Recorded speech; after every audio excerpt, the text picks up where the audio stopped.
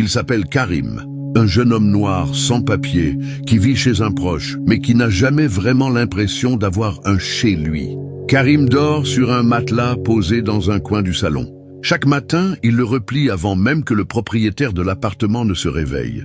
Il doit se faire petit, invisible, presque silencieux. Il marche doucement. Il ferme les portes sans bruit. Il mange vite, debout, pour ne pas prendre la place.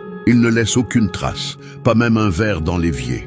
Parce qu'ici, le moindre détail peut devenir un reproche. Parfois, l'homme qui l'héberge lui dit des phrases qui piquent. « Tu sais, tu devrais être reconnaissant. Beaucoup dormiraient dans la rue. » Ou encore, « Ne fais pas de bruit, on n'est pas au bled ici. » Karim sourit. Toujours.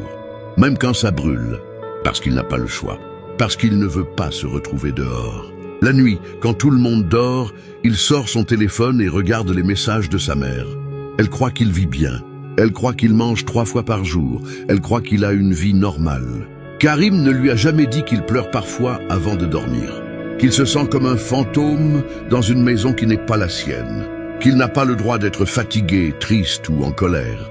Qu'il doit supporter les sous-entendus, les regards qui jugent, les soupirs qui blessent, les « je te dépanne mais ne t'habitue pas ». Un soir, le propriétaire s'énerve. « Karim, tu as laissé la lumière allumée. Tu crois que l'électricité c'est gratuit ?» Karim baisse la tête. Il s'excuse. Il s'excuse même quand il n'a rien fait. Il retourne à son matelas, le cœur lourd, les yeux humides. Il murmure seul dans le noir. « Je ne demande pas grand-chose, juste un endroit où exister sans déranger. » Chaque jour, Karim survit, en silence, invisible, avec l'espoir qu'un jour, quelqu'un prononcera son nom, sans soupir, sans reproche, sans condition. Un jour où il pourra enfin respirer.